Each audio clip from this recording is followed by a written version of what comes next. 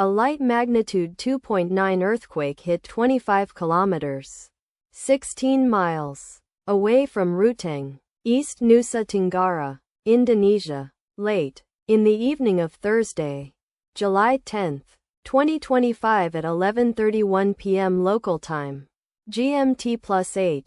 The depth of the quake could not be determined, but is assumed to be shallow. The quake was not felt, or at least not reported so. First to report, BMKG after 5 minutes. The earthquake occurred 6 days after a magnitude 3.0 earthquake had hit on Saturday, July 5, 2025, at 11:05 a.m. GMT+8 local time, in 93 kilometers, 58 miles, distance to the northwest. Data source from Volcano Discovery. Did you feel it? Let us pray. May the earthquake that occurred not affect our brothers and sisters there. May the earthquake not happen again. And may God protect everyone. Amen.